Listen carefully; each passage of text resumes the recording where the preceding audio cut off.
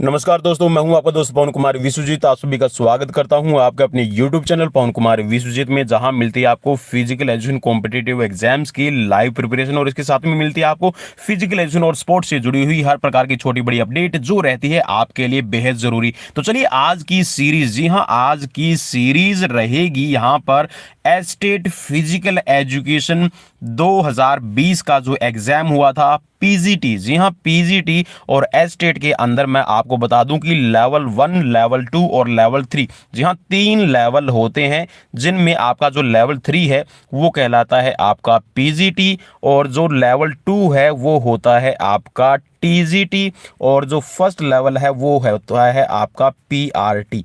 ठीक है, तो यहाँ पर 3 लेवल हैं और हरियाणा के अंदर अगर आप 6 to 8 टीचर बनना चाहते हैं टीजीटी फिजिकल एजुकेशन तो आपको एस्टेट का एग्जाम्स क्लियर करना पड़ता है। और अगर आप बनना चाहते हैं यहाँ पर 9 to 12 PGT physical education means junior lecturer, so you should have to clear the exams of estate level 3। चलिए आज की सीरीज में हम करने वाले हैं अभी जो PGT फिजिकल एजुकेशन एस्टेट 2020 का एग्जाम हुआ था, तो मैं आपको करवाने वाला हूं फिजिकल एजुकेशन का पार्ट और फिजिकल एजुकेशन के पार्ट में पूरे आपके लिए है क्वेश्चन यहाँ पर 60। तो चलिए 60 क्वेश्चंस को हम करने वाले हैं और यहाँ पर हम आपको जी हाँ जल्दी से जल्दी ये सीरीज करवाने की कोशिश करेंगे। तो पहला क्वेश्चन आपकी स्क्रीन पर है, पेन और पेपर भी आप अपने पास में रखिएगा ताकि आपको अपना स्कोर है वो पता चलता रहे। तो चलिए पहला प्रश्न आपकी स्क्रीन पर है, शेल्डन के अनुसार एक्टोमार्फ होते हैं। 4 ऑप्शंस आपकी स्क्रीन पर हैं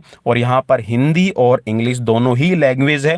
एज पर शेल्डन्स व्यूज एक्टोमार्फ आर, तो यहाँ पर एक्टोमार्फ की आपको क्वालिटी बतानी है। जो शेल्डन का क्लासिफिकेशन है उसमें 3 जो पर्सनैलिटी के टाइप है वो बताए गए हैं, आपका एंडोमार्फ, मीजोमार्फ और इसके साथ में एक्टोमार्फ। और जो शेल्डन का क्लासिफिकेशन है उसी पर्सनैलिटी के टाइप पर बनाया गया है सोमैटो टाइप, तो आपको ये भी याद रखना है। और सोमैटो टाइप में भी जो आपका एंडोमार्फ और जो आपका यहाँ पर मेजोमार्फ है, एक्टोमार्फ है, उनकी कुछ क्वालिटीज़ है और उन क्वालिटीज़ को नंबर्स दिए गए हैं, तो वो नंबर्स भी आपको ध्यान में रखने होते हैं। तो चलिए यहाँ पर राइट आंसर मैं बताने जा रहा हूँ। तो राइट आंसर है यहाँ पर जो आपके एक्टोमार्फ होते हैं वो पतले और कमज़ोर होते हैं।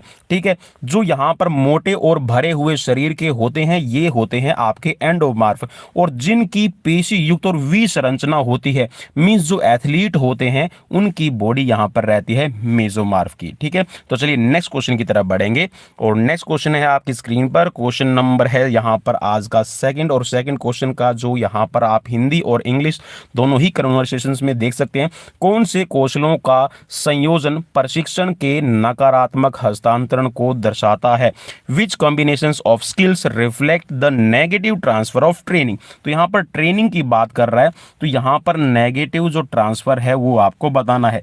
4 ऑप्शन स्क्रीन पर हैं, तो यहाँ पर पहले में है playing skills of hockey and football, the second option is playing skill of badminton and tennis, third option है playing skills of squash and tennis और फोर्थ ऑप्शन है यहाँ पर playing skill of judo and taekwondo. तो यहाँ पर आपको इसमें से राइट आंसर है वो चूज करना है। तो चलिए राइट आंसर की तरफ हम बढ़ेंगे और राइट आंसर यहाँ पर आपका हो जाएगा इसमें बैडमिंटन और टेनिस के कौशलों का। जी हाँ, playing skills of badminton and tennis. Next question, वह वैधानिक निकाय जो शारीरिक शिक्षक प्रशिक्षण कार्यक्रम को नियंत्रित करता है। चलिए 4 ऑप्शंस आपकी स्क्रीन पर है, हिंदी और इंग्लिश आप दोनों में ही पढ़ पाएंगे। The statutory body which regulates the physical education teachers training program is. चलिए 4 ऑप्शंस आपकी स्क्रीन पर है। सीधा सा मैं आपको बता दूं, यहाँ पर सीधा सा ये पूछ रहा है कि जो फिजिकल एजुकेशन बनते हैं फिजिकल एजुकेशन टीचर के लिए जो कोर्सेज होते हैं जिसमें आपका बीपीएड, एमपीएड, डीपीएड और आपका एमफिल होते हैं, तो यहाँ पर जो फिजिकल एजुकेशन के कोर्सेज होते हैं उनका जो सिलेबस होता है उसको कंट्रोल कौन करता है, सीधा सा आप इसको ऐसे समझ सकते हैं। तो चलिए राइट ऑप्शन यहाँ पर हो जाएगा आपका NCTE। जी हाँ, national council for teacher education, राष्ट्रीय अध्यापक शिक्षा परिषद। नेक्स्ट क्वेश्चन, 2024, जी हाँ 2024 ग्रीष्म कालीन ओलंपिक खेल आयोजित किए जाएंगे। देखिए ये क्वेश्चंस अभी 2020 का एग्जाम हुआ, 2020 के एग्जाम्स में पूछा गया था, तो याद रखिएगा लेटेस्ट क्वेश्चन आपसे पूछे जाने की संभावना है 2028 और 2032 में कौन सा ओलंपिक है। या फिर ये हो सकता है कि मे बी इस बार क्वेश्चन आपसे ऐसे पूछ लिया जाए कि 2024 में होने वाले जो पेरिस ओलंपिक हैं वो कौन से नंबर के, आपके कौन से एडिशन का कौन सा संस्करण रहेगा। ठीक है, तो इस तरह से आपको क्वेश्चन तैयार करना पड़ेगा। तो राइट है यहां पर आपका पेरिस, जी हां पेरिस के अंदर है आपके गेम होने हैं। नेक्स्ट क्वेश्चन की तरफ बढ़ेंगे और नेक्स्ट क्वेश्चन आपकी स्क्रीन पर है। क्वेश्चन नंबर आज का रहेगा 5th नंबर और क्वेश्चन में है आपके लिए, ड्रिल का अर्थ शरीर की गतिविधियों को दोहराने की निम्न प्रक्रिया के माध्यम से अनुशासित करना है। Drills mean to discipline body movements through repetitions process of. तो अब यहां पर इसको बताना है, इसका राइट आंसर क्या रहेगा। तो चलिए राइट आंसर की तरफ बढ़ेंगे और मैं उम्मीद करता हूं कि आप यहां पर जल्दी से जल्दी जो अपने राइट आंसर है वो चूज कर लेंगे। तो यहां पर हो जाएगा आपका स्टिमुलस रिस्पांस बॉन्डिंग। जी हां, स्टिमुलस रिस्पांस बॉन्डिंग का मतलब ये होता है कि जब भी आपको ड्रिल करवाई जाती है, ड्रिल को हिंदी में कहते हैं कवायद। ठीक है, तो मीन्स यहां पर आप कोई भी काम करते हैं जिसमें आपकी मूवमेंट की रिपीटेशन हो रही है, उसमें आपको पर्टिकुलर स्टिमुलेंट्स दी जाती है। जैसे कि आपको ड्रम बीट दी जाएगी, आप लेफ्ट राइट लेफ्ट है या फिर 1 2 1 पर आप क्या करते हैं, अपनी मार्चिंग करते हैं, आप अपनी ड्रिल है एक्सरसाइजेज करते हैं, उसमें आपके मूवमेंट्स के अंदर रिदम आती है, डिसिप्लिन आता है। नेक्स्ट क्वेश्चन की तरफ बढ़ेंगे और नेक्स्ट क्वेश्चन है आपकी स्क्रीन पर। क्वेश्चन थोड़ा सा आपका ये देखिए, अब यहां पर देखिए मैं आपको फिर बता रहा हूं कि हर एक तरीके से हर एक पहलू को छूने की कोशिश कीजिएगा। 2018 के एशियन गेम्स को दोहरा लीजिएगा, आप 2021 में आपका जो टोक्यो ओलंपिक हुआ है उसको आप याद करिएगा, 2020 2019 2018 और 2021 में जो अभी लेटेस्ट आपके अवार्ड्स दिए गए हैं खेल पुरस्कार, उनको भी आप दोहराइएगा। यहां पर देखिए क्वेश्चन बहुत डीपली क्वेश्चन पूछा गया, ना कि सीधा आपका राजीव गांधी खेल रत्न अवार्ड जिसको अभी हम मेजर ध्यानचंद खेल रत्न अवार्ड कहते हैं उससे रिलेटेड क्वेश्चन नहीं पूछा गया। यहां पर इसमें पूछा गया था, देखिए अब ये बोल रहा है कि स्पोर्ट्स फॉर डेवलपमेंट श्रेणी के लिए राष्ट्रीय खेल प्रोत्साहन पुरस्कार 2019 किसको दिया गया। हो सकता है मे भी अब की बार पूछ लिया जाए कि 2020 का जो राष्ट्रीय खेल प्रोत्साहन पुरस्कार है किसको दिया जाएगा। ठीक है, तो ऐसे क्वेश्चंस आपके तैयार होंगे। तो यहां पर आपको जो राइट ऑप्शन है वो पहचानना कि 2019 में राष्ट्रीय खेल प्रोत्साहन पुरस्कार है स्पोर्ट्स फॉर डेवलपमेंट की श्रेणी में किसको दिया गया था। Gagan Narang sports promotion foundation और गो स्पोर्ट्स फाउंडेशन को, या फिर रॉयल सीमा विकास ट्रस्ट को, या फिर ईशा आउटरीच फाउंडेशन को। चलिए 4 ऑप्शंस आपकी स्क्रीन पर है। तो चलिए राइट ऑप्शन की तरफ बढ़ेंगे और राइट ऑप्शन यहां पर हो जाएगा, जो आपको ये पुरस्कार दिया गया है ये दिया गया था गो स्पोर्ट्स फाउंडेशन को। जी हां, 2019 का जो राष्ट्रीय खेल प्रोत्साहन पुरस्कार है ये गो स्पोर्ट्स फाउंडेशन को दिया गया है। नेक्स्ट क्वेश्चन आपकी स्क्रीन पर है।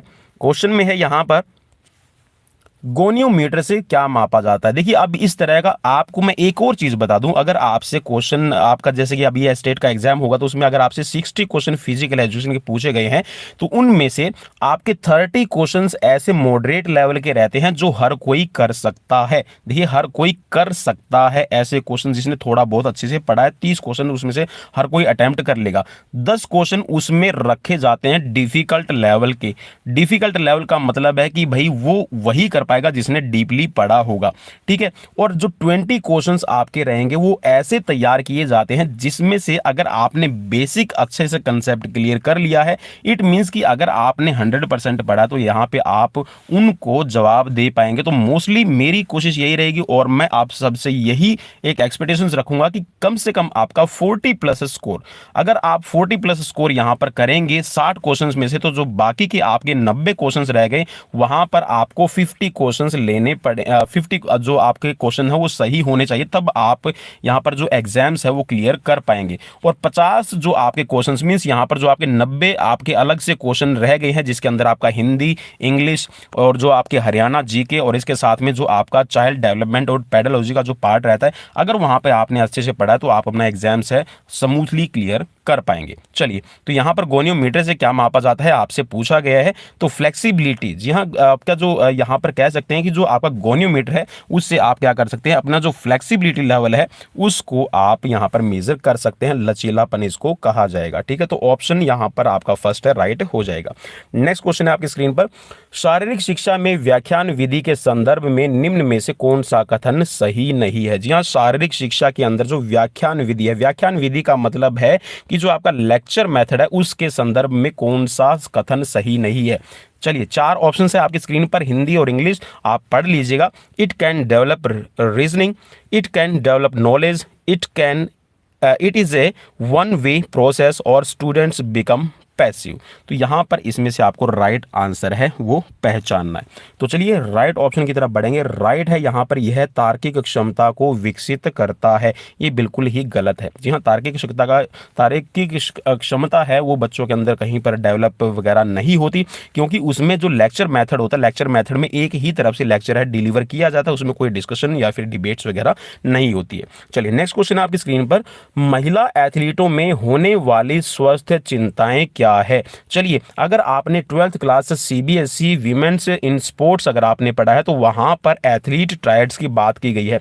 एथलीट ट्रायड में आपको एमनोरिया, ऑस्टियोपोरोसिस और जो वहां पर रहता है उसके साथ में एनीमिया, इन 3 की बात की गई है, जिसमें आप कहते हैं वीमेन एथलीट ट्रायड। तो यहां पर अब यहां पर स्वास्थ्य चिंता है, इनमें से कौन सी होती है वो आपको बताना है। तो चलिए यहां पर देखिए, जब भी मेंस्ट्रुअल पीरियड जब होगा तो उनके वजन में भी हानि होती है, मींस जो उनका ब्लड है वो निकल जाता है, और इसके साथ में जो ब्लीडिंग होती है उससे भी उनका लॉस होता है, वेट लॉस होता है, या फिर आप कह सकते हैं कि वजन में हानि होती है, ऑस्टियोपोरोसिस भी है और इरेगुलर मेंस्ट्रुएशंस। ठीक है, तो ये आपके जुड़े रहते हैं। तो इस हिसाब से जो राइट ऑप्शन हो जाएगा ये रहेगा आपका ऑल ऑप्शंस आर करेक्ट। जी हाँ, वीमेंस के अंदर सबसे बड़ी प्रॉब्लम ऑस्टियोपोरोसिस और इसके साथ में उच्च वजन की हानि और इसके साथ में जो मासिक धर्म के अंदर अनियमितताएं होती है ये शामिल रहती हैं। नेक्स्ट क्वेश्चन है, चलिए क्वेश्चन नंबर यहाँ पर आ गया है अभी 10th। जी हाँ, आज वैसे 100 नंबर दिखाई दे रहा है लेकिन ये आज का 10वां क्वेश्चन है। अब ये बोल रहा है कि जो which one is most suitable test measures cardiovascular endurance. जी हाँ, कार्डियोवैस्कुलर एंड्योरेंस के लिए आप ये कह सकते हैं कि जो कार्डियोवैस्कुलर फिटनेस है उसको चेकआउट करने के लिए आप कौन सा टेस्ट है वो बच्चों को करवाएंगे। मैं फिर बता रहा हूं दोस्तों, please please please, it's my humble request to you all, सभी से मैं एक छोटी सी हाथ जोड़कर विनती करता हूं, अगर आपको क्लास +2, जी हाँ क्लास +2 मीन्स 12वीं की, अगर आपको 12वीं और क्लास 11वीं, ठीक है याद रखिएगा भाई, 11वीं और 12वीं की अगर आपको फिजिकल एजुकेशन सीबीएसई, भाई सीबीएसई बोर्ड की अगर आपको बुक मिल जाए ना तो आप उसको पढ़ लीजिएगा बड़े ध्यान से। भाई मैं फिर बोल रहा हूं कि वहां से बहुत सारे क्वेश्चंस है वो आपके तैयार करके पूछे गए हैं, और वहां पर चाहे आपका स्पोर्ट्स ट्रेनिंग का है, प्लानिंग का है, टेस्ट मेजरमेंट्स का पार्ट है, तो वो ऐसा पार्ट दिया गया है जहां पर आपके बेसिक क्वेश्चंस, मैं गारंटी देता हूं अगर आपने वो बुक पढ़ी तो वहां से आपको 15 से 20 क्वेश्चंस आपके एग्जाम्स में मिल ही जाएंगे। तो चलिए यहां पर देख लीजिएगा, आपको बहुत सारे ऐसे क्वेश्चंस मिलेंगे जो 12th क्लास में आए हुए हैं। चलिए, तो यहां पर क्वेश्चंस में पूछा गया है कि जो आपका कार्डियोवैस्कुलर एंड्योरेंस है उसको चेक करने के लिए आप कौन सा टेस्ट है, परीक्षण है वो आप करवाएंगे और कौन सा उपयुक्त रहेगा। तो चलिए यहां पर है आपका कूपर टेस्ट। ठीक है, कूपर टेस्ट है भाई। कूपर टेस्ट में क्या होता है, मेनली आपको 12 मिनट या तो आप रनिंग करते हैं या फिर वॉक करते हैं, और इसको कूपर टेस्ट भी कहा जाता है। ठीक है, कूपर 12 मिनट रन और वॉक टेस्ट भी इसको कहा जाता है। तो इसमें आप क्या करते हैं, आपकी कार्डियोवैस्कुलर फिटनेस है उसको चेक कर सकते हैं। आपने एक और टेस्ट सुना होगा, कौन सा, वो सुना है आपने, रॉकपोर्ट 1 माइल टेस्ट। ठीक है, रॉकपोर्ट 1 माइल टेस्ट भी आपने जरूर सुना होगा, तो वो भी आपका कार्डियोवैस्कुलर फिटनेस को चेक करने के लिए। और एक आपने सुना होगा हार्वर्ड स्टेप टेस्ट, हार्वर्ड, ठीक है, हार्वर्ड स्टेप टेस्ट। भाई ये याद रखिएगा, ये तीनों ही एक तरह के ऐसे एक जैसे हैं। ठीक है, हार्वर्ड स्टेप टेस्ट में क्या है, आपका जो बॉयज़ के लिए 20 इंच का बॉक्स है और जो गर्ल्स है उनके लिए 16 इंच का बॉक्स दिया गया, जिस पर आप 5 मिनट स्टेपिंग करते हैं। ठीक है, 5 मिनट की स्टेपिंग के बाद में फिर आपको हार्ट बीट को आपको काउंट करना पड़ता है, वो थोड़ा सा प्रोसेस है, अगर आप बुक पढ़ेंगे तो आपको वहाँ से मिल जाएगा। ठीक है, मैं ज़्यादा डिटेल में नहीं जाऊँगा क्योंकि यहाँ पर क्वेश्चंस बहुत ज़्यादा हैं। ठीक है, तो ये 3 ऐसे आपके टेस्ट हैं जिनसे आप कह सकते हैं कार्डियोवैस्कुलर फिटनेस को आप चेक कर सकते हैं। नेक्स्ट क्वेश्चन आपकी स्क्रीन पर क्वेश्चन में है कि निम्न में से कौन सी दाव पेच योग्यता नहीं है। Which of the following is not a tactical ability. चलिए, टैक्टिकल एबिलिटी मींस यहां पर सीधा सा ही आपका स्पोर्ट्स ट्रेनिंग से रिलेटेड क्वेश्चंस आ गए। Special learning ability, special intellectual ability, special volitional ability और स्पेशल परसेप्चुअल एबिलिटी। चलिए 4 ऑप्शंस में से जो अभी आपको राइट लगे आप राइट पर क्लिक कर सकते हैं। तो चलिए मैं राइट की तरफ बढ़ूंगा क्योंकि ज़्यादा टाइम यहाँ पर हम स्पेंड नहीं करेंगे क्वेश्चंस के साथ में। तो राइट यहाँ पर आपका हो जाएगा इसमें option second, special intellectual ability. जी हाँ, यहाँ पर जो स्पेशल इंटेलेक्चुअल एबिलिटी है इट मीन्स ये आपका एक ऐसा पार्ट है जिसमें आप अपनी इंटेलेक्चुअल जो अपनी अंदर की आत्मा है या फिर ये कहिएगा कि जो अंदर की आपकी बोधक शक्ति है आप उसके साथ में मेडिटेट करते हैं, तो यह आपकी टेक्टिकल एबिलिटी में शामिल नहीं होता है। चलिए नेक्स्ट है आपकी स्क्रीन पर, शारीरिक व्यायाम में कौन सा जैविक तंत्र न्यून रूप से कार्यरत रहता है? 4 ऑप्शन स्क्रीन पर है, आप इसमें पढ़ लीजिएगा। Name the organic system that hardly take part in physical exercises. 4 options, digestive system, respiratory system, cardiovascular system और मस्कुलर सिस्टम। तो कम से कम इन्वॉल्व यहाँ पर कौन सा रहेगा? न्यून रूप से आपका इन्वॉल्व रहता। जब भी आप कोई भी देखिए शारीरिक व्यायाम की बात कर रहे हैं, पजल मत होइएगा दोस्तों, यहाँ पर आप फिजिकल एक्सरसाइजेस करते हैं तो उसमें आपका कौन सा ऐसा बॉडी पार्ट है जो कम से कम इन्वॉल्व रहता है, ये पूछा गया है। तो देखिए जो पाचन तंत्र है, पाचन तंत्र आपका एक्सरसाइजेज में इन्वॉल्व नहीं रहता। डाइजेस्टिव सिस्टम तभी काम करेगा जब आपने कोई खाना खाया हुआ होता तो उस खाने को पचाने का काम रहता डाइजेस्टिव सिस्टम का, न कि आपकी फिजिकल एक्सरसाइजेज में मूवमेंट करना। नेक्स्ट क्वेश्चन, पाइथियन उत्सव आयोजित होता था। क्वेश्चन अब ये आपका एनिशिएंट ओलंपिक से लिया गया और एनिशिएंट ओलंपिक का भी पार्ट है, आपको 11th क्लास की बुक्स में मिल रहा है। भाई मैं आपको इसीलिए रिकमेंड कर रहा हूं दोस्तों, यूट्यूब सिर्फ देखिए, मैं यूट्यूब पे खुद पढ़ाता हूं, यूट्यूब पे क्वेश्चंस आपको करवाता हूं। मैं फिर बोल रहा हूं दोस्तों, यूट्यूब सिर्फ एक आपको मीडियम है आपकी एग्जाम्स की तैयारी करवाने का। सिर्फ आपको यहाँ पर क्वेश्चन प्रोवाइड करवाए जा सकते हैं, जो चीज़ आपके कंसेप्ट क्लियर नहीं हो रहे वो समझाए जा सकते हैं, लेकिन आपको खुद से कम 3 से 4 घंटे अपनी बुक्स के साथ में जरूर बिताइए। बुक्स को अपना दोस्त बनाइए, तभी आप सक्सेसफुल हो पाएंगे। प्लीज मेरी रिक्वेस्ट है दोस्तों, ज्यादा यूट्यूब पर भी टाइम मत बिताइएगा। भाई मैं फिर बोल रहा हूं, यूट्यूब सिर्फ आपको एक माध्यम देता है कि आप खाली टाइम में 1 या 2 घंटा जब भी आप मोबाइल के साथ में कुछ करने की कोशिश कर रहे हैं तो आप वहां पर थोड़ा सा पढ़ सकते हैं, अपना 1 या आधा घंटा आप उसमें स्पेंड कर सकते हैं। ठीक है, तो चलिए यहाँ पर आपने ऑप्शंस देख लिया और मैं उम्मीद करता हूं कि ऑप्शंस का जो राइट आंसर है वो आपने यहाँ पर जरूर चूज कर लिया होगा। तो राइट ऑप्शन है यहाँ पर आपका डेल्फी में, ऑप्शन यहाँ पर राइट हो जाएगा डेल्फी। ठीक है, नेक्स्ट क्वेश्चन की तरफ बढ़ेंगे और नेक्स्ट है काफ मांसपेशी का नाम क्या है? काफ मसल्स, काफ मसल्स को आप पिंडली की मसल्स भी कहते हैं। ठीक है, पिंडली, पिंडली का मतलब है कि जो आपकी लोअर लेग की मसल्स होती है, काफ मसल्स इसको कहा जाता है। तो इसका नाम यहाँ पर आपसे पूछा गया है, इसका नाम क्या है?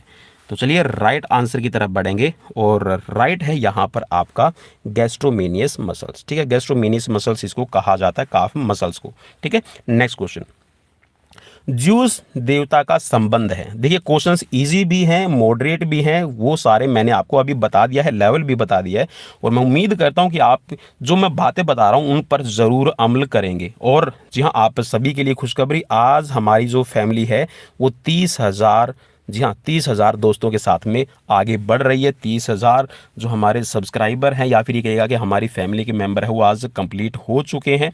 और सभी को मैं बधाई देता हूं कि 1 साल के अंदर जो मेरी मेहनत और जो आप सब ने मुझे इतना सहयोग दिया, उन सब की बदौलत मैं आज आपको यूट्यूब पर तैयारी करवा रहा हूँ।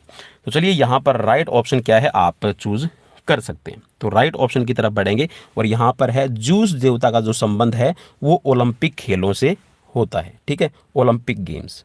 नेक्स्ट क्वेश्चन की तरफ बढ़ेंगे, वरिष्ठ खिलाड़ियों का प्रतिक्रिया समय किस प्रक्रिया द्वारा मापा जाता है?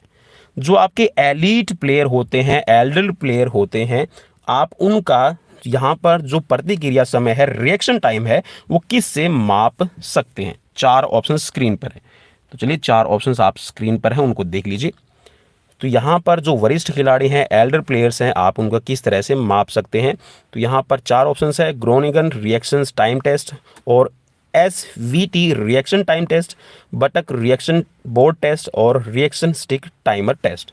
तो कौन से आप मापेंगे? चलिए राइट की तरफ बढ़ेंगे और राइट ज़्यादा टाइम नहीं लेंगे भाई, फिर आप में से कुछ कमेंट करना शुरू कर देंगे। तो ग्रोनिगन रिएक्शंस टाइम टेस्ट होता है जिसमें आपके जो एल्डर प्लेयर्स हैं उनकी आप प्रतिक्रिया जो रिएक्शन टाइम है उसको माप सकते हैं। ठीक है, नेक्स्ट क्वेश्चन, कौशल पाठ योजना का सही क्रम क्या है? चलिए, जो आप स्किल लेसन प्लान तैयार करते हैं, और देखिए फिजिकल एजुकेशन में आपको लेसन प्लान तैयार करना पड़ता है जिसमें आप जो स्किल्स हैं वो बच्चों को पढ़ाते हैं। ठीक है, स्किल्स के बारे में बताते हैं, तो आप किस किस सीक्वेंस में अपना लेसन प्लान तैयार करेंगे, एक तरह से आप ये समझ सकते हैं। और बीपीएड और एमपीएड में अगर आपने बहुत अच्छे से जो ग्राउंड क्लासेस है, आपका प्रैक्टिकल है, अगर आपने वो छुआ है, आपने वो काम किया है, तो आप यहाँ पर ईजिली बता पाएंगे। तो चलिए राइट ऑप्शन की तरफ मैं बढ़ूंगा क्योंकि यहाँ पर टाइम कम है। तो चलिए राइट ऑप्शन यहाँ पर आपका हो जाएगा असेंबली। पहले आप असेंबल करेंगे, उसके बाद में इंट्रोडक्शंस देंगे। असेंबल में भी आपका ये होता है कि असेंबल जब आप कर रहे हैं तो आप उनकी अटेंडेंस ले सकते हैं, उसमें से जो वीक प्लेयर हैं या फिर जो नॉट फीलिंग वेल मींस जो स्वस्थ नहीं, आप उनको बैठा भी सकते हैं, ये काम कर सकते हैं असेंबली में। उसके बाद में इंट्रोडक्शन, जो आप स्किल करवाने जा रहे हैं उसमें आपको क्या करना पड़ता है, इंट्रोडक्शन देना पड़ता है। उसके बाद में फिर आप मेन पार्ट करवाते हैं और lead up activity. Lead up activity को आप यहाँ पर कह सकते हैं कि जो लीड अप एक्टिविटी है वो आपकी रिक्रिएशनल एक्टिविटी। ठीक है, लीड अप एक्टिविटी को आप रिक्रिएशनल एक्टिविटी भी कह सकते हैं। ठीक है, तो ये आपकी सीक्वेंस रहती है। नेक्स्ट क्वेश्चन है, एशियाई खेलों के जनक के रूप में किसे जाना जाता है? ये बहुत इजी क्वेश्चन रहेगा। मेरे ख्याल में ये कह सकते हैं कि मॉडरेट जो बेसिक पढ़ा हुआ कंसेप्ट है वो यहां पर आपका काम आ रहा है। Who is known as founder man of Asian games? Asian games के यहां पर फाउंडर कौन है? 4 ऑप्शन स्क्रीन पर है और यहां पर आप जल्दी से जो ऑप्शंस है वो चेक कर सकते हैं। तो चलिए राइट की तरफ बढ़ेंगे। बिल्कुल यहाँ पर राइट है आपका प्रोफेसर जीडी सोंधी। जी हाँ, प्रोफेसर जीडी सोंधी की ये देन है कि उन्होंने एशियाई गेम्स है वो आपके 1950 के अंदर, आपके 1951 में आपके स्टार्ट करवा दिए थे। नेक्स्ट क्वेश्चन की तरफ बढ़ेंगे और नेक्स्ट क्वेश्चन आपकी स्क्रीन पर क्वेश्चन नंबर है आज का 19 नंबर क्वेश्चन रहेगा। राष्ट्रीय खेल दिवस 2019 पर विद्यार्थियों के लिए विश्व अनुदान आयोग द्वारा वॉक के दौरान कितने कदमों का आग्रह किया गया है? जी हाँ, on the national sports day 2019 how many steps during walk has been urged by University Grants Commissions for the student? जी हाँ, एक इसमें आप ये कह सकते हैं कि ये जो राष्ट्रीय खेल दिवस पर 2019 में एक स्टूडेंट से ये आग्रह किया गया था यूजीसी के थ्रू कि आप है ना इतने कदम डेली चलें। और ये बात मेनली जो इंस्पायर होके, जो मोदी का भाषण था, जो हमारे प्राइम मिनिस्टर हैं उनसे इंस्पायर होके यूजीसी ने ये स्टेप उठाया था और ये कहा था कि आप इतने कदम ज़रूर चलें। तो कितने कदम हैं? चलिए तो राइट की तरफ बढ़ेंगे। राइट है यहाँ पर 10,000 स्टेप्स। जी हाँ, एटलीस्ट 10,000 स्टेप्स है वो हमें चलना चाहिए, डेली वॉक करनी चाहिए, जिससे हमारी फिटनेस भी रहेगी। चलिए नेक्स्ट क्वेश्चन, हाल ही में योग को एक खेल प्रतिनिधि के रूप में किस देश ने मान्यता दी है? देखिए भारत में भी जो आपका योग है उसको स्पोर्ट्स के रूप में मान्यता मिल चुकी है, अगर आपको नहीं पता हो। ठीक है, तो जैसे अभी खेलो इंडिया होने वाला तो उसमें भी आपको योग देखने को मिल जाएगा। और यहाँ पर एक देश है जिसने अपने देश के अंदर इसको एक स्पोर्ट्स के रूप में मान्यता दी है, तो वो कौन सा देश है आपसे पूछा गया। 4 ऑप्शन, और एक तरह से आप ये कह सकते हैं कि वो एक मुस्लिम कंट्री है। तो चलिए मुस्लिम कंट्री में तो आपके सामने 2 आ रही हैं, इजराइल आ रहा है, इसके साथ में आपका सऊदी अरब आ रहा है। तो राइट है यहाँ पर सऊदी अरब। जी हाँ, सऊदी अरब ने अपने देश के अंदर जो योग है उसको एज ए स्पोर्ट्स है वो मान्यता है, एफिलिएशन डिक्लेयर की है। नेक्स्ट क्वेश्चन, क्वेश्चन में यहाँ पर आपको सूचियाँ दी गई है, इसमें सूची आपको एक का दूसरी से मिलान करना है। चलिए तो यहाँ पर इसमें आप सूची के बारे में मिलान कर सकते हैं। 4 ऑप्शंस आपकी स्क्रीन पर दिए गए हैं वैसे। तो चलिए थोड़ा सा मैं और सूची को ऊपर कर देता हूं ताकि जो मैं यहाँ पर स्क्रीन पर लेके आऊँगा उसमें आपको दिक्कत नहीं होगी। तो चलिए यहाँ पर जल चिकित्सा है उसका किससे मेल खाएगा, शीत चिकित्सा है वो किसका मेल खाएगा, यहाँ पर जो इलेक्ट्रोथेरेपी है आपकी, फिर इसमें थर्पोथेरेपी है वो किससे आपका मेल खा रही है। ठीक है, इसमें आपको पहचानना है। तो चलिए यहाँ पर जो सही कूट है अगर आप उसकी तरफ बढ़ेंगे तो सही कूट, चलिए मैं जो सही कूट है चलिए उसी को मिला लेते हैं। तो यहाँ पर जो सही कूट का रहेगा इसमें आपका मेनली जो हाइड्रोथेरेपी है, हाइड्रोथेरेपी आपकी वर्लपूल बाथ से मैच कर रही है। ठीक है, चलिए मैं इंग्लिश वाला जो पार्ट है उसमें कर रहा हूँ। हाइड्रोथेरेपी है वो आपका वर्लपूल से मैच कर रही है, और जो क्रायोथेरेपी है, क्रायोथेरेपी में आती है शीत चिकित्सा। तो शीत का मतलब होता है, देखिए जहाँ पर कोल्ड लिखा हुआ, कोल्ड कॉम्प्रेशन, वो है आपका इसमें हो जाएगा। ठीक है, इसके साथ में जो इलेक्ट्रोथेरेपी है, इलेक्ट्रोथेरेपी में आपका यूज़ किया जाता है जो आपका यहाँ पर रहता है हॉट फोम, गर्म सेक। ठीक है, हॉट फोमेंटेशन इसको कहा जाएगा। और इसके साथ में फिर जो आपका रहता है यहाँ पर थर्मोथेरेपी है, इसमें क्या होता है, इसमें आपकी जो पराध्वनि या फिर जो अल्ट्रासाउंड्स होती है उसका यूज़ किया जाता है।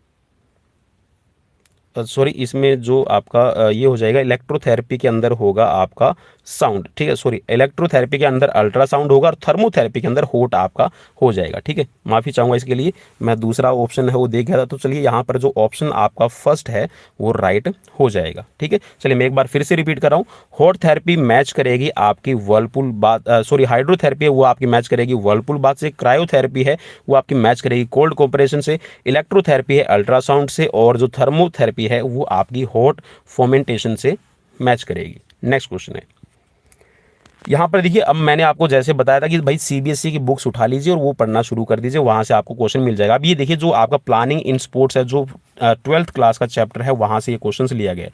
33 टीमों के सिंगल नॉकआउट प्रतियोगिता के पहले राउंड में कुल बाई होंगी।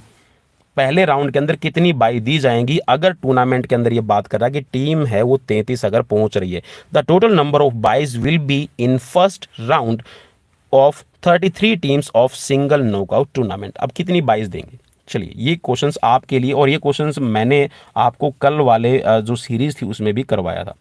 चलिए 4 ऑप्शंस आपकी स्क्रीन पर है, तो चलिए सीधा सा आप देख लीजिए, यहाँ पर आपका हो जाएगा 31 बाइस आपको देनी होंगी। अब जब 31 बाइस दे दी तो आपसे क्वेश्चन ये भी बन सकता है कि 33 आपकी टीम्स है वो टूर्नामेंट में पहुंची हुई है, तो फर्स्ट राउंड में कितना मैच होगा? तो फर्स्ट राउंड में देखिए 31 मीन्स 33 टीमें थी, उसमें से आपने 31 टीमों को 22 दे दी, तो आपके पास में टीमें कितनी रह गई? 2 रह गई। तो 2 के बीच में आपका फर्स्ट राउंड में सिर्फ एक मैच होगा। तो इस तरह से भी क्वेश्चन है वो आपको दिया जा सकता है। नेक्स्ट क्वेश्चन है, निम्नलिखित में से कौन सा शारीरिक शिक्षा का प्राचीनतम दर्शन है? Which among the following is the oldest philosophy of physical education? 4 option screen पर है, मैं इसलिए बीच में आपको गैप दे रहा हूं, पोज दे रहा हूं, ताकि आप जो ऑप्शन है वो अच्छे से पढ़ पाएं। आइडियलिज्म, नेचुरलिज्म, रियलिज्म और प्रैग्मेटिज्म। चलिए राइट बढ़ेंगे। यहाँ पर शारीरिक शिक्षा का सबसे जो प्राचीनतम ओल्डेस्ट जो फिलोसफी मानी गई है वो जो एस्टेट फिजिकल एजुकेशन, यहाँ पर कह सकते हैं जो हरियाणा एजुकेशन बोर्ड है उसने माना है नेचुरलिज्म को। ठीक है, ऑप्शन यहाँ पर आपका सेकंड राइट हो जाएगा। नेक्स्ट क्वेश्चन की तरफ बढ़ेंगे। गमक अधिगम में पठार का संज्ञानात्मक कारण है। The cognitive reasons of plateau in motor learning. चलिए पठार आना, या फिर आप कह सकते हैं जो आप लर्निंग करते हैं उस लर्निंग में एक पठार आता है। पठार का मतलब होता है कि ना तो आपकी जो सीखने की गति है वो नीचे की तरफ आती है, ना ऊपर बढ़ पाते हैं। ठीक है, एक पैरेलल चलती है, हॉरिजॉन्टल आपका पठार आता लाइनिंग में, तो वो उसके लिए संज्ञानात्मक कोग्निटिव रीजन यहाँ पर पूछा गया, आपका क्या इसमें रहेगा? तो चलिए यहाँ पर देखिए ऑप्शन सीधे से बिल्कुल लैक ऑफ कंसंट्रेशन है, ओवरलोड है, चेंज इन कोचिंग मेथड्स और क्रोनिक इंजरी। देखिए यहाँ पर कोग्नेटिव का मतलब है कि जो आपकी मन और मस्तिष्क से जुड़ा हुआ है, तो ये है आपका लैक ऑफ कंसंट्रेशन, मींस एकाग्रता का अभाव है, वो आपकी कह सकते हैं कि माइंडसेट नहीं है, या फिर आपका फिजिकल जो बॉडी है वो आपको साथ नहीं देती, या फिर हो सकता है मे भी कोई भी रीज़न हो ऐसा जिसके अंदर आपकी कंसंट्रेशन डिस्ट्रैक्ट हो रही है। नेक्स्ट क्वेश्चन, हड्डियों का कौन सा समूह खोपड़ी का गतिशील भाग नहीं होता?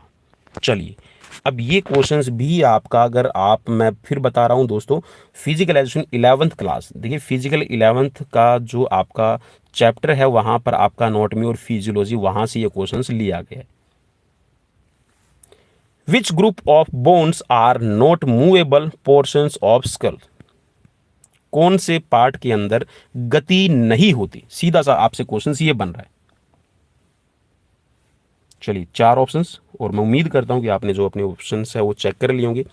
तो देखिए जहाँ पर आपकी यहाँ पर मैंडिबल है, मैंडिबल जहाँ पर भी नाम आ रहा है, देखिए मैंडिबल जो होती है ना, मैंडिबल मीन्स जबड़े की हड्डी, तो यहाँ पर इस जबड़े वाले में तो आपकी मूवमेंट हो रही है, ठीक है, तीनों ही ऑप्शंस में। तो यहाँ पर सिर्फ एक यही बचता है जिसके अंदर आपकी मूवमेंट नहीं हो रही है, मीन्स यहाँ पर मैक्सिला, इसके साथ में फ्रंटल बोन और आपकी जाइगोमैटिक बोन्स है, इनके अंदर मूवमेंट्स नहीं होती है, ठीक है। तो यहाँ पर आपका ऑप्शन 4 राइट हो जाएगा। नेक्स्ट क्वेश्चन, संक्रामक रोग किन 3 कारकों का परिणाम होता है?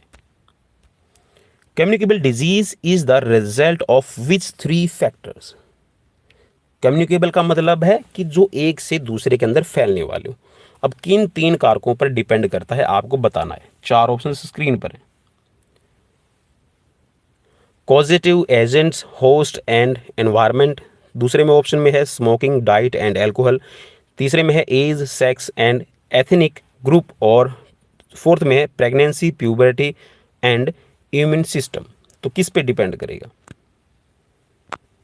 तो ये होता है आपका ऑप्शन फर्स्ट। जी हाँ, ऑप्शन फर्स्ट में है आपका यहाँ पर निमित्त कारक, मीन्स जो पॉजिटिव एजेंट, पॉजिटिव एजेंट का मतलब है जो कारण बनते हैं, ठीक है। होस्ट का मतलब है जो संवाहक होते हैं, जैसे कि आपने मच्छर देखा होगा जो संवाहक रहता है, ठीक है, मक्खियाँ हैं वो संवाहक रहती है, ठीक है। ये आपके ऐसे एजेंट्स हैं, जैसे कि किसी को टीबी है, टीबी वाला जो पेशेंट है वो कफिंग करता है, कफिंग के थ्रू है उसका, आप कह सकते हैं कि हवा के थ्रू भी ये फैल सकता है, जैसे कि आपका आजकल आप देख सकते हैं इसमें आपका जैसे कोविड-19 है, ठीक है। तो इस तरह की, और एनवायरमेंट के अंदर क्या कंडीशंस मिलते हैं, तो इस तरह से आपका जो कम्युनिकेबल डिजीज है ये 3 फैक्टर्स में रहते हैं। नेक्स्ट क्वेश्चन है स्पीड प्ले। अब स्पीड प्ले वाला देखिए सीधा सा मैं आपको फिर बता रहा हूं दोस्तों, मैं ज्यादा जोर आपको +1 +2 और आपको 9th और 10th के बुक्स पे इसलिए दे रहा हूं कि वहां से बहुत सारे क्वेश्चंस बन रहे हैं। अब जो स्पीड प्ले वाला है आपका स्पोर्ट्स ट्रेनिंग से रिलेट कर रहा है, और स्पोर्ट्स ट्रेनिंग में सीधा सा आपको जो स्पीड प्ले है किससे लिया गया है, तो भाई ये फार्टलेग ट्रेनिंग का है, वो पार्ट रहता है। तो आप सभी ने जरूर पढ़ा होगा, अगर नहीं पढ़ा है तो आप बुक्स उठाइएगा, वहां पर आपको मिल जाएगा। बिल्कुल ईजी क्वेश्चन रहते हैं कुछ दोस्तों, तो उनको आपको पढ़ना जरूरी है। तो फार्टलेग ट्रेनिंग है उसी का दूसरा नाम है यहाँ पर स्पीड प्ले, और जो फार्टलेग है वो एक स्वीडिश वर्ड है, स्वीडन के अंदर इसको इन्वेंट किया गया था, ठीक है। चलिए नेक्स्ट क्वेश्चन, एक सामान्य श्वास में अंत या बाह्य श्वसन में परिवर्तित होने वाली प्राणवायु की मात्रा को कहा जाता है? भाई सीधा सा क्वेश्चन, थोड़ा सा आप इसको पढ़ने की कोशिश कीजिएगा। The amount of air that is inspired और expired in one normal breath. भाई एक सांस में आप जो हवा बाहर छोड़ते हैं या फिर अंदर लेते हैं तो उसको क्या कहा जाएगा? सीधी सी बात यहाँ पर ये पूछ रहा है, उसको क्या कहेंगे? पल्मोनरी सर्कुलेशंस कहेंगे, मिनट वॉल्यूम कहेंगे, परफ्यूजन्स ऑफ लंग्स कहेंगे, या फिर टाइडल वॉल्यूम कहेंगे। अब देखिए जो सामान्य तौर पर हम एक सांस अंदर लेते हैं और एक सांस जो बाहर छोड़ते हैं उसको कहते हैं हम यहाँ पर टाइडल वॉल्यूम, ठीक है। क्या कहते हैं? Tidal volume. अब जो सांस हमने फोर्सफुली खींची है, ठीक है, वो होती है आपकी वाइटल कैपेसिटी। क्या? वाइटल कैपेसिटी, जो आप सांस फोर्सफुली खींचते हैं। तो यहाँ पर इसका राइट आंसर हो जाएगा जो आप सामान्य तौर पर एक सांस है बाहर छोड़ते हैं या फिर अंदर लेते हैं, उस मात्रा में जितनी आपने ऑक्सीजन को अंदर लिया, मींस एयर को अंदर लिया, वो होती है आपकी टाइडल वॉल्यूम। नेक्स्ट क्वेश्चन है अग्निसार क्रिया प्रत्यक्ष रूपेण किस नियमन में सहयोगी है? और मैं कोशिश करूंगा कि कल आप सभी के लिए जो रेस्पिरेटरी सिस्टम है उससे रिलेटेड आपके लिए सारी की सारी जो भी आपके डाउट्स है वो लेकर आ जाऊं। तो मुझे कमेंट्स बॉक्स में कमेंट करके बता दीजिएगा आप किस टॉपिक पर वीडियोस चाहते हैं। एक ही टॉपिक बताइएगा, एक बार में एक ही टॉपिक मैं वो कवर कर पाऊंगा। तो चलिए यहाँ पर आपको क्वेश्चन है अग्निसार क्रिया प्रत्यक्ष रूपेण किस नियमन से जुड़ी है? अग्निसार क्रिया directly help in the regulations of. Agnisar किससे जुड़ा हुआ है? अब देखिए सिंपल सा, अगर आपने किसी ने हिंदी पढ़ रखा है तो देखिए यहाँ पर अग्निसार क्रिया ही, सिर्फ अग्निसार ही लिख रखा है, तो आपको यहाँ पर इसमें तो आपको पढ़ना पड़ेगा भाई। तो चलिए ये किससे जुड़ी हुई है? उदर क्षेत्र से है, मस्तिष्क क्षेत्र से है, हृदय क्षेत्र से है, या फिर फुफ्फुस क्षेत्र से? तो चलिए देखिए अग्निसार भी आपने नाम सुना होगा, ठीक है, या फिर आपने सुना होगा कि जैसे हम जो खाना खाते हैं उसके अंदर आपकी जो गैस्ट्रिक जूस है वो मिलते हैं, ठीक है। मीन्स आपका खाना है उसका पाचन किया जाता है, जैसे कि आपका पैनक्रियाज है वो भी अपना इंसुलिन है, और जो पैनक्रिएटिक जूस है जो अग्नाशय बनाती है, उसके साथ में जो आपका लीवर है वो भी आपका बाइल जूस बनाएगा। आपका जो स्टमक है, आपका जो पेट है, वो भी बहुत सारे ऐसे गैस्ट्रिक जूस बनाता है जिसके अंदर हाइड्रोक्लोरिक एसिड भी आपका मिलता है, HCl जिसको हम बोलते हैं, और आपका जो renin, pepsin, lactose, fructose, sucrose, maltose, तो जो बनते हैं तो ये आपका एब्डोमिनल रीजन में होता है, ठीक है। तो ये उदर क्षेत्र से जुड़ा हुआ हो जाएगा। नेक्स्ट क्वेश्चन की तरफ बढ़ेंगे, और नेक्स्ट क्वेश्चन है आइजेंक व्यक्तित्व सूची मापती है। ये क्वेश्चन मैं आप सभी को बता दूं, जहां तक मुझे याद है काफी विवादास्पद ये क्वेश्चन रहा था। आइजेंक व्यक्तित्व सूची मापती है, और यही क्वेश्चन सेम क्वेश्चन आपका जो पीटीआई का एग्जाम हुआ था उसमें दिया गया था। ठीक है, तो किसको मापती है आपको बताना है। 4 ऑप्शंस आपकी स्क्रीन पर है। इंट्रोवर्ट को मापेगी, एक्सट्रोवर्ट को मापेगी, पर्सनैलिटी डेवलपमेंट को मापेगी, या फिर बोथ इंट्रोवर्ट और एक्सट्रोवर्ट को मापेगी। तो चलिए राइट की तरफ बढ़ेंगे, और राइट है यहाँ पर एक्सट्रोवर्ट। जी हाँ, एक्सट्रोवर्ट जो बहिर्मुखी होते हैं उसको मापने के लिए आइजेंक पर्सनैलिटी टाइप या फिर आइजेंक जो पर्सनैलिटी स्केल है उसका यूज किया जाता है। नेक्स्ट क्वेश्चन है आपकी स्क्रीन पर। इंफीरियर वेना कावा रक्त विसर्जित करती है। अब ये सीधा सा आपका ब्लड सर्कुलेटरी सिस्टम से लिया गया है। ठीक है, circulatory system, inferior vena cava. अब कहाँ से आपका ब्लड लेकर कहाँ जाती है, सीधा सा ये पूछा गया कि भाई कहाँ आपका रक्त है उसको विसर्जित करेगी। The inferior vena cava empty their blood into. अब लंग्स अगर आपने पढ़ा है तो ज़रूर देखिए, लंग्स के अंदर आपके 4 चैम्बर रहते हैं। ठीक है, राइट और लेफ्ट। ठीक है, राइट के अंदर आपका रहता है CO2 वाला ब्लड, और लेफ्ट वाला जो चैम्बर है, जो लेफ्ट आपके जो चैम्बर बनते हैं उनमें है आपका O2 वाला ब्लड। अब इसमें आपको inferior vena cava, inferior vena cava के अंदर होता है आपका दूषित खून, और दूषित खून लेकर आया जाता है कहाँ।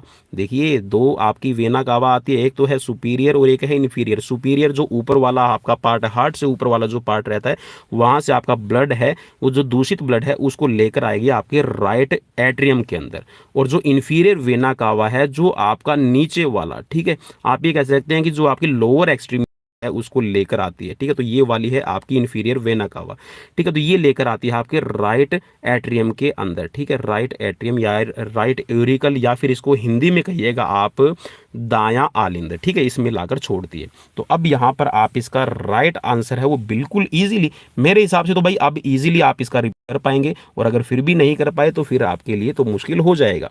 तो चलिए राइट है यहाँ पर आपका राइट एट्रियम। ठीक है, ऑप्शन 4। Next question.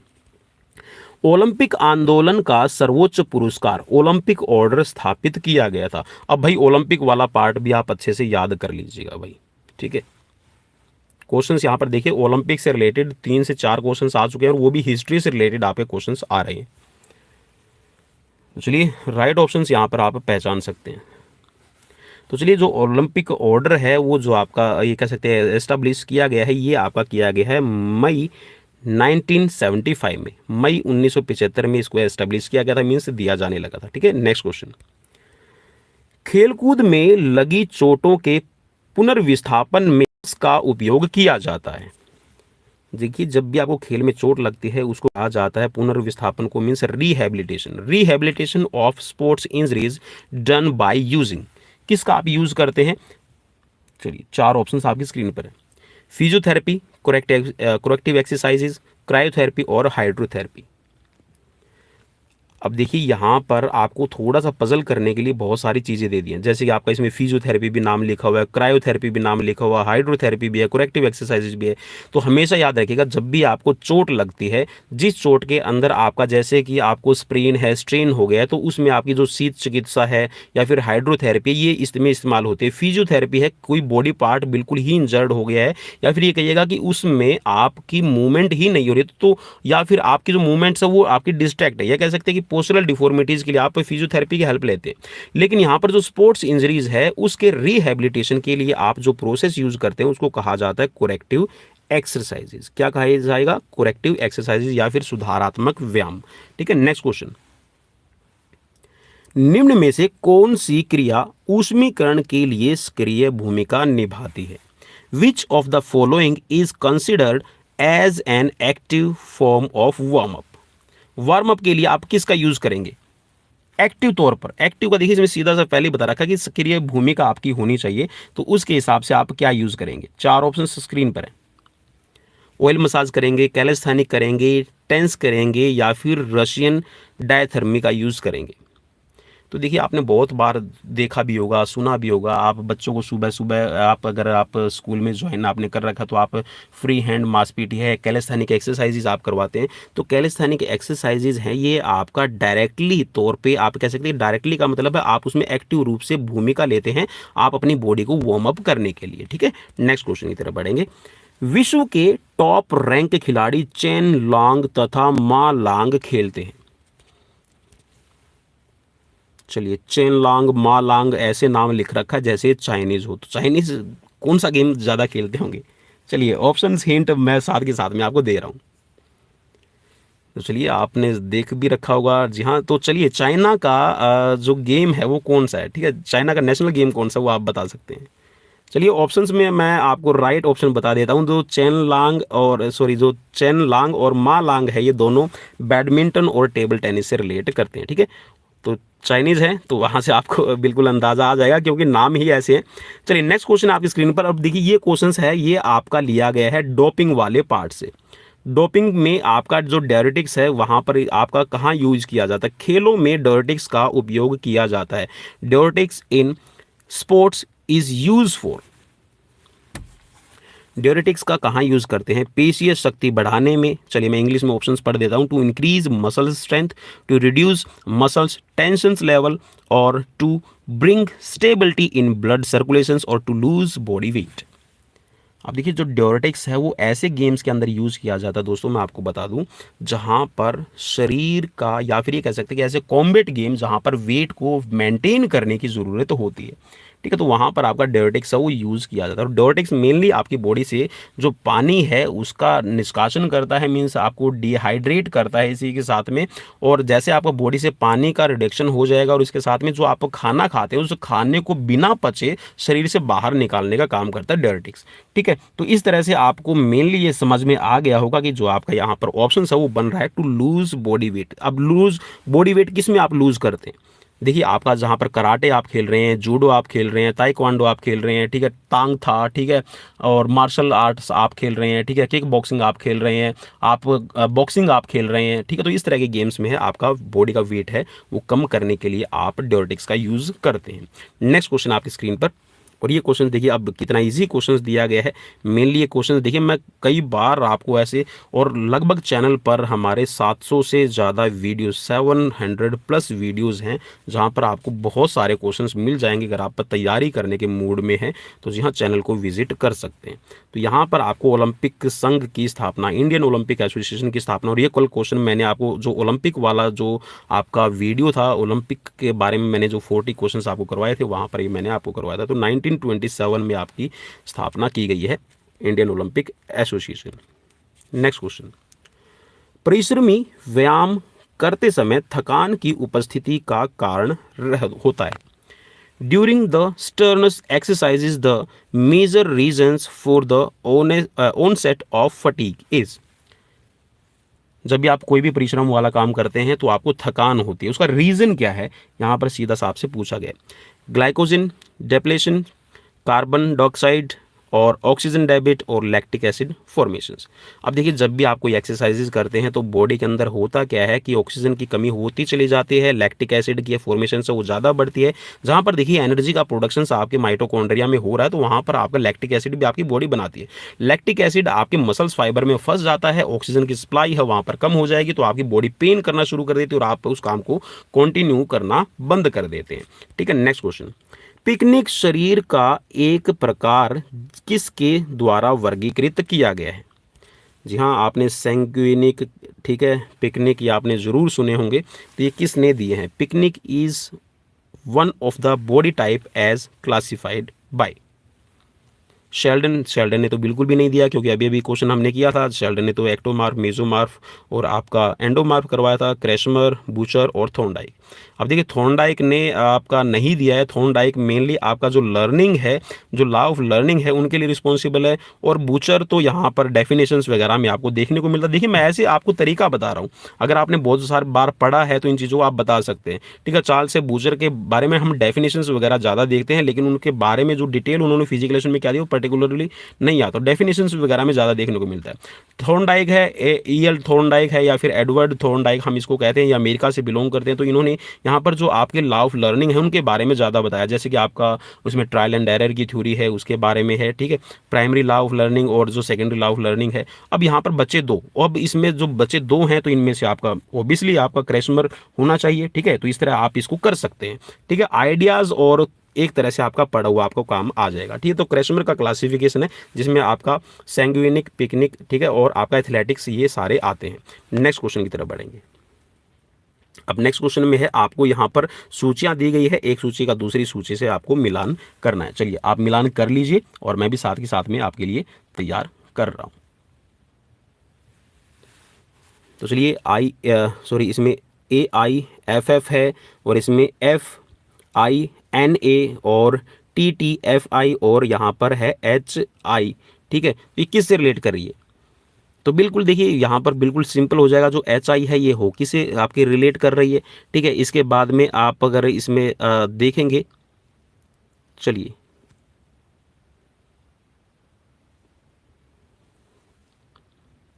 इसमें आपका, हाँ बिल्कुल, तो ये आपका सॉरी जी, बिल्कुल ठीक है। इसमें आपका जो HI है ये आपका हॉकी से रिलेट कर रहा है, ठीक है। इसके बाद में है आपका यहाँ पर TTFI है, ये आपका टेबल टेनिस से रिलेट कर रहा है। फिना है, ये आपका स्विमिंग से रिलेट कर रही है। अब बची यहाँ पर आपकी AIFF, तो ये आपकी फुटबॉल से रिलेट करेगी, ठीक है। तो इसी हिसाब से आपका जो यहाँ पर ऑप्शंस तैयार होगा, चलिए इसमें आपका जो ऑप्शन तैयार होगा ये है आपका ऑप्शन 4, ठीक है। तो ऑप्शन 4 यहाँ पर राइट हो जाएगा। नेक्स्ट क्वेश्चन की तरफ बढ़ेंगे। नेक्स्ट है आपका यहाँ पर कंकाल मांसपेशियों की पुलिका किस में कवर होती है? पुलिका का मतलब है यहाँ पर आपका इसमें fascicles, skeleton muscles fascicles are covered with, endomysiums में है, एपिमीजियम्स में है, पेरीमीजियम्स में है और एंडो एपिमीजियम्स में है। चलिए 4 ऑप्शन स्क्रीन पर है। अब देखिए जो स्केलेटन मसल्स है उसके बारे में भी आपको पढ़ना पड़ेगा, मसल्स के टाइप कितने हैं, मसल्स कितनी है, ठीक है, मसल्स की प्रॉपर्टीज़ कैसी होती है, ठीक है, उसके बारे में आपको पढ़ना पड़ेगा। और मसल्स की आप कह सकते हैं कि मेरिट है या फिर प्रॉपर्टी के अंदर आपका उनके अंदर कॉन्ट्रैक्टिलिटी है, ठीक है, इलास्टिसिटी है, उनके बारे में आपको पढ़ना पड़ेगा, ठीक है। मसल्स की फिर जो उसकी वर्किंग एफिशिएंसी है उसके अंदर आपका आता है एगोनिस्ट है, एंटागोनिस्ट है, ठीक है, न्यूट्रलाइजर है, स्टेबलाइजर है, तो उनके बारे में आपको पढ़ना पड़ेगा। तो चलिए राइट की तरफ बढ़ते हैं। राइट है यहाँ पर जो इसकी पुलिकाएं होती हैं या फिर इसमें फेसिकल्स आप कहिएगा, तो ये पेरीमीजियम्स के अंदर होते हैं, ठीक है, पेरीमीजियम। नेक्स्ट क्वेश्चन की तरफ बढ़ेंगे और नेक्स्ट क्वेश्चन है आपकी स्क्रीन पर, परीक्षण का मापदंड निर्धारित नहीं करता है। Criteria of test does not depends on, किस पे डिपेंड नहीं करता? जो टेस्ट होता है उसका जो क्राइटेरिया है किस पर डिपेंड नहीं करेगा, आपको बताना है। 4 ऑप्शन स्क्रीन पर है। तो चलिए यहाँ पर मैं उम्मीद करता हूँ कि आपने पहचान लिया है। तो ये है आपका कोरिलेशन। जी हाँ, कोरिलेशंस पे आपका जो टेस्ट है वो डिपेंड नहीं करता है। बाकी इसमें आपका जो आपका ऑब्जेक्टिविटी है, वैलिडिटी है और रिलायबिलिटी, ये तीनों चीज़ें देखी जाती है जब भी आप कोई भी टेस्ट है उसका क्राइटेरिया निर्धारित करते हैं, ठीक है। नेक्स्ट क्वेश्चन, अंतर्राष्ट्रीय ओलंपिक समिति में वर्तमान भारतीय सक्रिय सदस्यों की सही जोड़ी को सुमेलित कीजिए। यहाँ पर जो इंटरनेशनल ओलंपिक कमेटी है IOC है उसके अंदर एक भारतीय जोड़ी है शामिल है, उसको आपको पहचानना है कि कौन सी है, ठीक है। तो मेनली देखिए मैंने जब आपको कल क्वेश्चन करवाया था कि जो आपकी इंडियन ओलंपिक एसोसिएशन है उसके अध्यक्ष कौन है, उसके बारे में मैंने आपको करवाया था और मैंने बताया था कि नरेंद्र ध्रुव बत्रा है। और एक आपको पता होगा दोस्तों, जो यहाँ पर लाइफ टाइम जो मेंबर बनी हुई है, लाइफ टाइम का मतलब है कि नीता अंबानी 70 साल की वर्ष, जी हाँ 70 वर्ष की उम्र तक, जब तक उनकी 70 वर्ष की उम्र नहीं हो जाती या फिर ये कहिए कि भगवान ना करे उनके साथ में कुछ बुरा हो, तो जब तक वो जीवित रहेंगी या फिर ये कहिएगा कि 70 साल की उम्र तक वो यहाँ पर जो IOC की सदस्य है वो भारतीय तो ओलंपिक संघ है उसकी तरफ से ये जुड़ी रहेंगी, ठीक है। तो नीता अंबानी और यहाँ पर है आपके डॉक्टर नरेंद्र ध्रुव बत्रा, ठीक है, डॉक्टर नरेंद्र D लिखा हुआ है। तो यहाँ पर ये M और O आपका ऑप्शन बन रहा है और M और O ऑप्शन अब आप यहाँ पर जो नीचे आपके कूट दिए गए हैं उसमें आप देख सकते हैं कि कूट में यहाँ पर कौन सा आपका बन रहा है। तो ये आपका हो जाएगा राइट ऑप्शन सेकंड, ठीक है, एम और ओ। नेक्स्ट क्वेश्चन की तरफ बढ़ेंगे और नेक्स्ट क्वेश्चन में फिर आपको फिर से एक सूची का दूसरी सूची से मिलान करना। चलिए मैं थोड़ा सा ऊपर कर लेता हूं ताकि जो आपको ऑप्शंस है वो क्लियरली यहां पर विजिबल हो जाए। तो चलिए सूची का मिलान करना है तो आप सूची का मिलान कर सकते हैं। तो यहाँ पर जो सूची में आया है आपको कुछ एक सिद्धांतों के बारे में बताया गया है और उन सिद्धांतों को किसने दिया है उसके बारे में आपको यहाँ पर पहचानना है। चलिए राइट ऑप्शन की तरफ बढ़ेंगे और राइट ऑप्शन जो इसमें बनेगा ये रहेगा आपका ऑप्शन थर्ड, ठीक है। चलिए ऑप्शन थर्ड है और यहाँ पर हम ऑप्शन थर्ड के अकॉर्डिंग अब यहाँ पर इसमें सूची का मिलान कर लेते हैं। तो जो आपका एल है, एल के साथ में आपका 1 मैच खाएगा, मीन्स यहाँ पर जो सरप्लस एनर्जी है वो किसने दी है, शिलर और स्पेंसर ने दी है, ठीक है। तो देखिए एक क्वेश्चन कर रहे हैं, यहाँ पर 4 क्वेश्चन आपको मिल रहे हैं। तो दूसरा है इसमें आपका कैथरिक थ्योरी ऑफ प्ले, ठीक है। जो कैथरेटिक है, जो आपकी जो थ्योरी ऑफ प्ले दी गई है ये किसने दी है, खेल का भेदक सिद्धांत। तो जो खेल का भेदक सिद्धांत है ये आपका दिया है यहाँ पर आपके फ्राइड ने, ठीक है, सिगमंड फ्राइड आप इसको कहिएगा। नेक्स्ट है यहाँ पर आपका इन्फेंटाइल डायनेमिक्स जो थ्योरी ऑफ प्ले है ये किसकी दी हुई है, तो ये है आपकी लेविन की, ठीक है। और नेक्स्ट है यहाँ पर इसमें जो लास्ट में आपका रह रहा है, ठीक है, कोग्नेटिव है। तो कोग्नेटिव आपकी जो दी गई है, कोग्नेटिव थ्योरी ऑफ प्ले है, ये पियाजे की दी हुई है, जीन पियाजे, ठीक है। तो इस तरह से आप इसको कर सकते हैं। नेक्स्ट क्वेश्चन की तरफ बढ़ेंगे और नेक्स्ट क्वेश्चन है आपकी स्क्रीन पर, सन 2022 में 39वें राष्ट्रीय खेलों का आयोजन किस राज्य में होगा। अब ये तो लेटेस्ट क्वेश्चन आपके लिए एक तरह से इसमें दिया गया, देखिए 2020 में पूछा गया, लेटेस्ट क्वेश्चन एक तरह से रहेगा क्योंकि 2022 अभी तक आया नहीं है और 2022 में कहाँ होगा ये आपको यहाँ पर पूछा गया है। तो चलिए राइट की तरफ बढ़ेंगे, राइट है यहाँ पर आपका मेघालय, ठीक है, ऑप्शन यहाँ पर 4 राइट हो जाएगा। नेक्स्ट क्वेश्चन, बालक वर्ग हेतु हार्वर्ड स्टेप टेस्ट में बेंच की ऊंचाई क्या होती है। अब ये तो भाई मैं आपको अभी अभी रिसेंटली बताया था मैंने पिछले क्वेश्चंस में, ठीक है, पिछले जो हमने क्वेश्चन किए थे उसमें आया था वहाँ पर कि आपका जो कार्डियोवैस्कुलर एंड्योरेंस है उसको किस में मापा जाता है और वहाँ पर था कि आपका कूपर जो कूपर का 12 मिनट जो रन और वॉक टेस्ट है वहाँ पर मैंने आपको बताया था, ये इसमें बिल्कुल मुझे याद है। तो यहाँ पर कितने इंचज़ की हाइट रहती है बॉक्स की, तो ये हो जाएगी आपकी 20 इंचज़ की, ठीक है। नेक्स्ट क्वेश्चन, यदि एक तंत्रिका रेशा व सभी पेशीय रेशे तंत्रिका में स्फूर्ति उत्पन्न करते हैं तो उसे क्या कहा जाता है।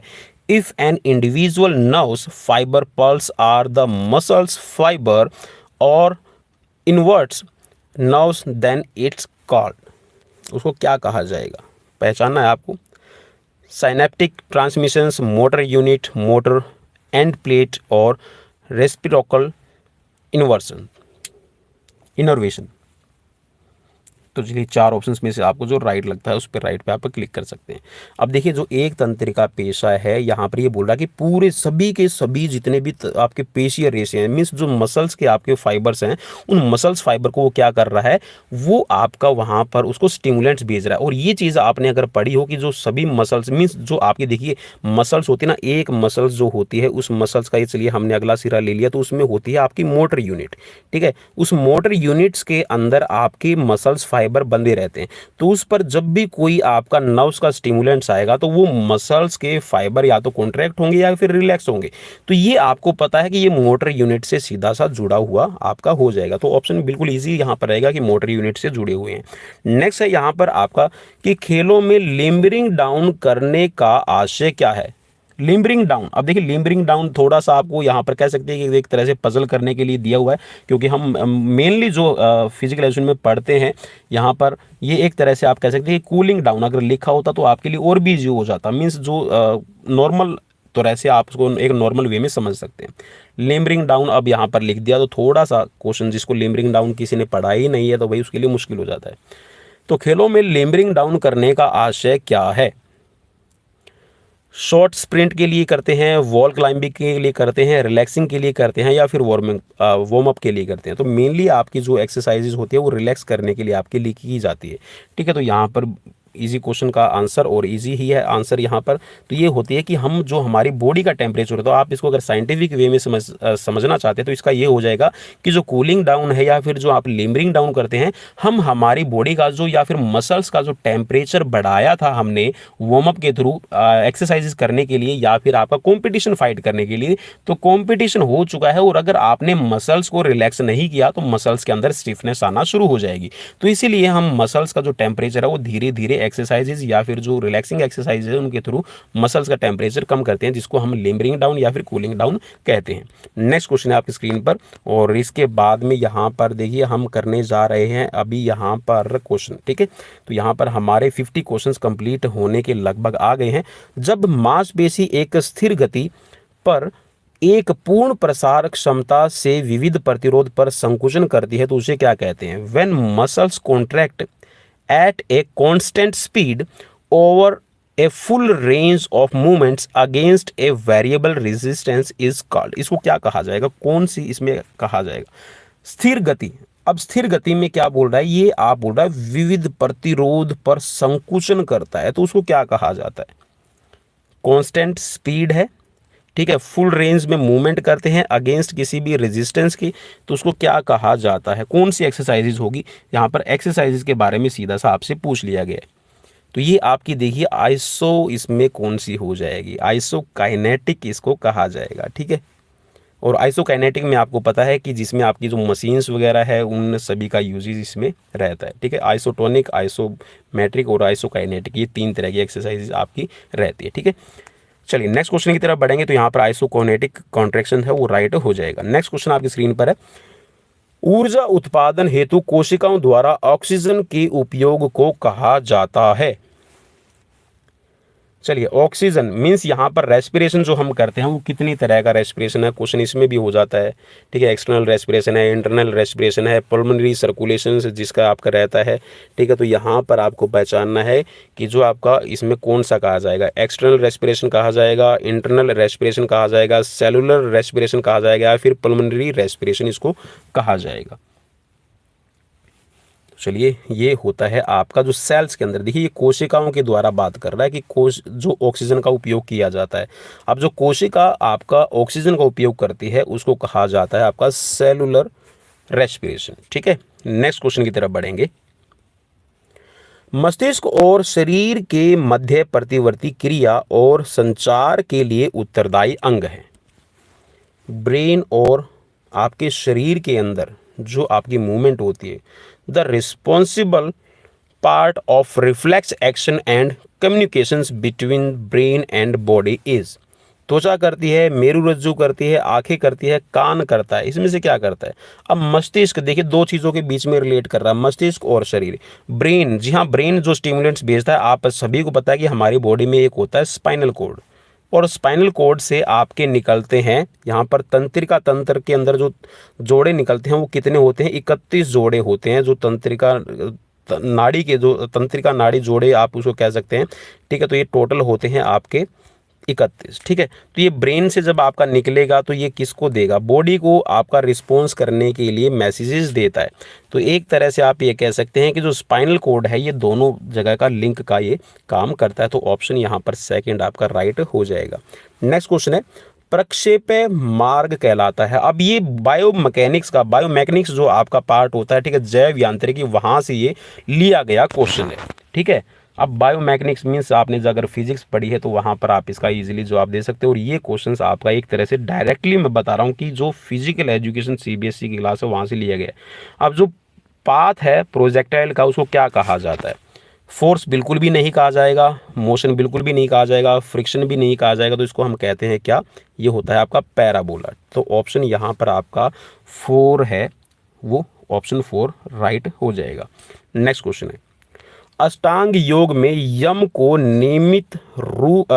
निरूपित करने वाले लक्षणों के सही संयोजन का चयन कीजिए। Select the correct combinations of traits denoting yama in Ashtanga yoga. अब अष्टांग योग किसने दिया है? महर्षि पतंजलि। ठीक है, अब महर्षि पतंजलि ने जो अष्टांग योग दिया है वो योग सूत्र में दिया है, इस तरह से भी आप इसको याद कर सकते हैं। अब यहाँ पर पहचानना है कि जो यम है, यम कौन से और उसके पार्ट क्या है। यम के सीधे से आपसे पार्ट पूछे गए हैं कौन कौन से। अब देखिए यम और नियम दोनों के 5-5 पार्ट हैं, उन पार्ट के बारे में आपको बताना है। एक तरह से कह सकते हैं कि क्वेश्चन को थोड़ा सा आपको पजल करने के लिए इसमें चीजें दे दी गई है। ठीक है, तो अब यहाँ पर देखिए इसमें सीधा सा मैं आपको बताता हूँ कि जो आपका यहाँ पर इसमें पार्ट दिए गए हैं, अहिंसा है, अस्तेय है, तप है, स्वाध्याय है, ब्रह्मचर्य है, अपरिग्रह है, सोच है और यहाँ पर संतोष है। अब यम है पहला पार्ट। ठीक है, पहला पार्ट है तो यम के अंदर होता है आपका एक तो अहिंसा, अहिंसा नहीं करना, सॉरी अहिंसा के मार्ग पर चलना। अहिंसा का मतलब है कि किसी भी जीव को नहीं सताना है, किसी जीव को चोट नहीं पहुंचानी है। अस्तेय का मतलब होता है नॉन स्टीलिंग, मीन्स चोरी नहीं करनी है। एक तो ये ऑप्शन बन रहा है इसका। और दूसरा इसमें आप क्या कर रहे हैं, दूसरा इसमें आप कर रहे हैं कि जो यहाँ पर तप है, मीन्स यहाँ पर आप तप करें, उस तप के बलबूते सॉरी जो यहाँ पर आप ब्रह्मचर्य का पालन है वो ब्रह्मचर्य का पालन करें। अपरिग्रह मीन्स आप उतना ही कमाएं, उतना ही खाएं जितना आपको जरूरत है। ठीक है, तो ये एक तरह से आपका जो इसमें ऑप्शन है ये है आपका ब्रह्मचर्य का, और ये जो बन रहा है इसमें है ये आपका एन। ठीक है, तो एल और एन यहाँ पर ऑप्शन बन रहे हैं। एल और एन ऑप्शन है वो आप यहाँ पर देख सकते हैं कि ये है आपके सेकंड ऑप्शन में। ठीक है, तो ये है आपका यहाँ पर यम का सही रूप। ठीक है, नियम के अंदर है, फिर आपका जो तप है, स्वाध्याय है, सोच है और संतोष है, इसमें शामिल रहते हैं। ठीक है, नेक्स्ट क्वेश्चन है आपकी स्क्रीन पर। जब एक खिलाड़ी एक ही समय पर कई प्रकार के स्टेरॉइड्स का उपयोग करता है तो उसको कहा जाता है, क्या कहा जाएगा उसको, आपको पहचानना है। 4 ऑप्शन स्क्रीन पर।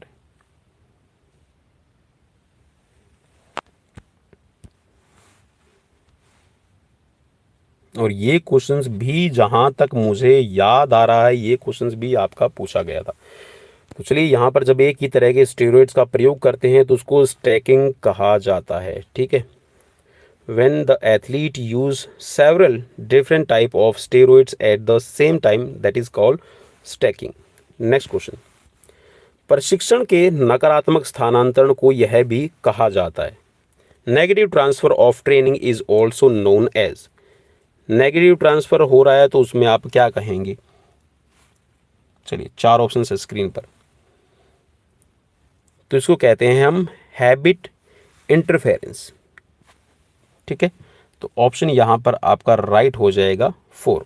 नेक्स्ट क्वेश्चन की तरफ बढ़ेंगे। त्वचा का घाव क्या है। यहाँ जो त्वचा के अंदर आपका घाव होता है, स्किन पर जो कट लगता है, घाव बनता है, उसको क्या कहेंगे। एब्रेशन कहेंगे, कंट्यूजन कहेंगे, लैक्रेशन कहेंगे या फिर फ्रैक्चर कहेंगे। अब त्वचा का घाव क्या कहा जाएगा भाई, सीधा सा आपसे पूछा गया है। तो देखिए जो आप किसी भी मेटल वगैरह से आपको जो घाव लगता है तो उसको कहा जाता है आपका विदारण। ठीक है, यहाँ पर देखिए क्वेश्चन को थोड़ा सा आपके लिए डिफिकल्ट किया गया। लैक्रेशन, यहाँ पर लैक्रेशन का घाव की बात हो रही है, रगड़क की बात नहीं हो रही, इसमें घाव बोला गया है। एक चीज़ याद रखिएगा, एब्रेशन जो होता है उसमें आप जो स्किन है, ऊपर की जो स्किन है वो ऐसे ऐसे आपकी डॉट करके निकल जाती है। कई बार आपने देखा भी होगा, जो स्किन है ना वो ऐसे डैमेज हो जाती है ऊपर से। लेकिन एक जो स्किन है वो आपका जो स्किन है वो बिल्कुल ही अलग हो रही है, तो उसको कहा जाता है लैक्रेशन। ठीक है, तो यहाँ पर जो विदारण है, हिंदी में यहाँ पर विदारण है, तो त्वचा का घाव है वो आपका लैक्रेशन कहा जाएगा। नेक्स्ट क्वेश्चन है स्क्रीन पर। रीढ़ के पार्श्विक विचलन को मापते हैं। Lateral deviations in spine are measure through. किसके थ्रू मापेंगे। वर्टिब्रोग्राफ, स्कोलियोमीटर है, इंफ्रास्कोलियो या फिर गोनियो स्पाइन, किसके थ्रू आप मापते हैं, आपसे पूछा गया है। 4 ऑप्शन स्क्रीन पर है। अब देखिए स्कोलियोसिस आपने सुना होगा, स्कोलियोसिस है जिसमें आपका जो रीढ़ की हड्डी है वो एस कर्वेचर या फिर सी कर्वेचर बनाती है, तो स्कोलियोसिस से ही यहाँ पर आपका बन रहा है, तो ये है आपका स्कोलियोमीटर। जी हाँ, स्कोलियोमीटर से जो लैटरल डेविएशन है आपकी जो स्पाइन का उसको मेजर किया जाता है। नेक्स्ट क्वेश्चन है। एक प्रोकैरियोटिक जीव को टीबी, प्लेग और हैजा का कारण बनता है तो वो क्या है। Prokaryotic, a prokaryotic organism that causes TB, plague and cholera. Protozoa के कारण होता है, विषाणु के कारण होता है, जीवाणु के कारण होता है या फिर कवक के कारण होता है। 4 ऑप्शन स्क्रीन पर हैं। तो बिल्कुल इजी है, ये आपका होता है बैक्टीरिया के थ्रू। बढ़ेंगे। पहले मेज़बान से शुरू होने वाले कालानुक्रमिक क्रम में यूथ ओलंपिक खेलों के मेज़बान के सही क्रम को चुनिएगा। अब देखिए यूथ जो ओलंपिक होते हैं, पैरालंपिक है, ठीक है, विंटर ओलंपिक है, समर ओलंपिक है, भाई इनको आप ज़रूर पढ़ के जाइएगा, यहाँ से क्वेश्चन से आपको मिल जाएंगे। अब यहाँ पर किन्होंने होस्ट किया है, मेज़बानी किन्होंने की है, क्रोनोलॉजिकल ऑर्डर में आपको बताना है, ठीक है, काल क्रम के अनुसार। तो चलिए 4 ऑप्शन स्क्रीन पर है और यहाँ पर जिसमें चलिए मैं आपको सीधा सा डायरेक्टली बता देता हूँ कि यहाँ पर जो सही क्रम बन रहा है वो है आपका सिंगापुर, फिर है आपका नॉनजिंग, फिर है आपका ब्यूनस आयर्स और फिर है आपका डकार। जी हाँ, चलिए यहाँ पर हमारे 50-60 क्वेश्चन है वो पूरे होने वाले हैं और ये कह सकते हैं कि जो आज की डाइट है वो हमारी कंप्लीट होने वाली है। तो आप भी डकार, जी हाँ, डकार ले सकते हैं, ठीक है, एक तरह से डकार आप ले सकते हैं अभी।